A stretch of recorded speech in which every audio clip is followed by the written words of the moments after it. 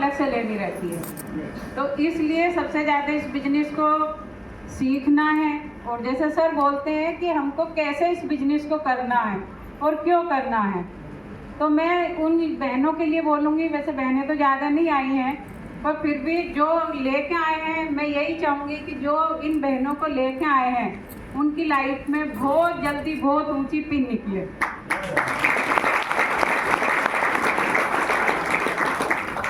महिला जो होती है वो घर पे रह जाती है, घर के काम है, बच्चे हैं, सास ससुर है, ये सब जवाबदारी उसके ऊपर रहती है, तो उसका बस एक ही लक्ष्य रहता है कि ये जा रहे हैं तो ये कर लेंगे। लेकिन ऐसा नहीं है। सर ने जैसा आप लोगों को बताया कि जहाँ की भी मीटिंग हो रही वहाँ लेके जाएं। होता क्या है कि हम इस बिजनेस को समझ नहीं पाते, फिर घर लेट जाते हैं तो घर पे झगड़े होते हैं। मैं वही बताऊंगी जो कि मेरे साथ में हुआ है। सर भी मुझे शुरू में इस बिजनेस के लिए नहीं लेके गए थे, और हमेशा यही झगड़े होते थे कि ऐसा कौन सा बिजनेस है जो सुबह से निकलते हो रात को 1-1, 2-2 बजे आते हो। मेरा ही झगड़ा करना ठीक नहीं था। कॉलोनी में भी सब ऐसे कहने लगे थे कि ये तो नंबर 2 का काम करते हैं क्योंकि ये रात को आते और सुबह निकलते।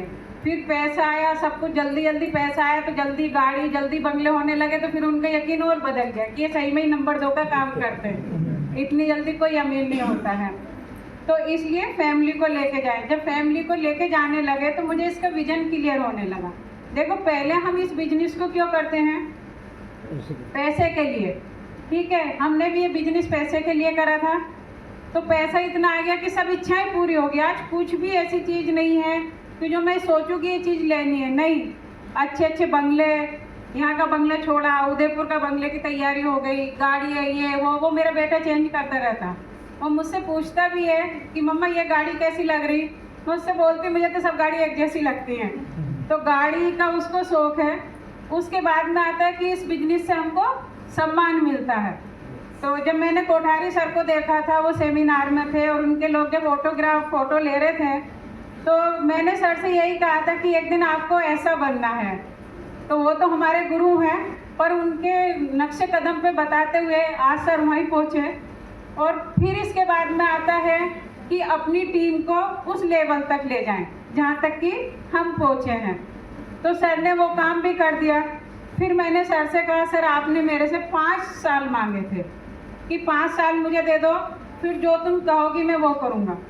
तो 5 साल में दोस्तों, मैंने सर को कभी भी नहीं बोला कि किसी शादी में जाओ या किसी बच्चे का जन्म हुआ उनके प्रोग्राम उसमें जाओ कि कहीं घूमने जाओ।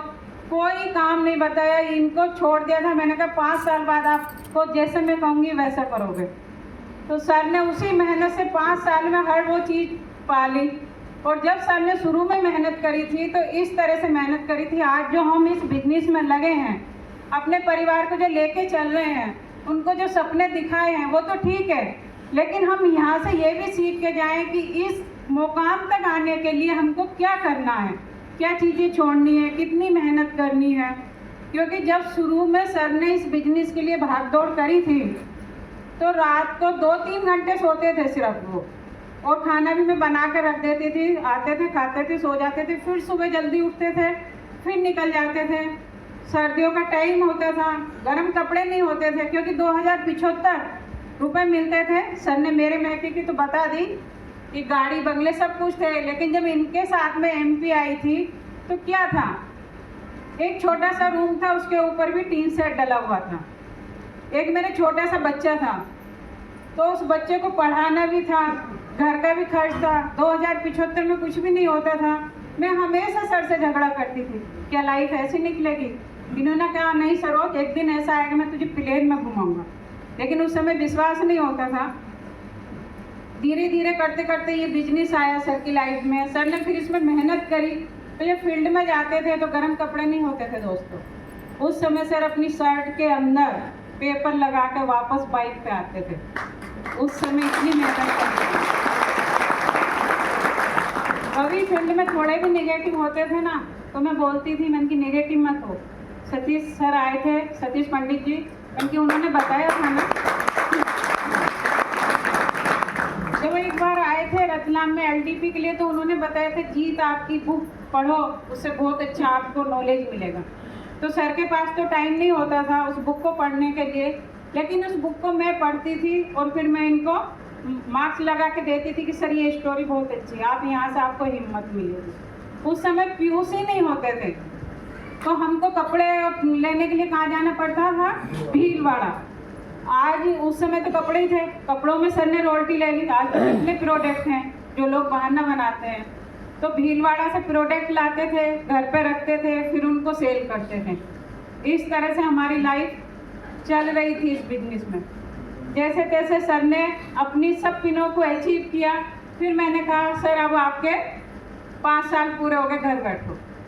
यही कहेंगे ना हम, क्योंकि सब कुछ मिल गया हमको, अब क्यों भेजूँ मैं? लेकिन नहीं दोस्तों, एक औरत का ही दिल ऐसा होता है। फिर जब मैं ऐसे भाइयों को देखती हूँ तो फिर मन में आता कि मेरे लिए हो गया, लेकिन इनके लिए कौन?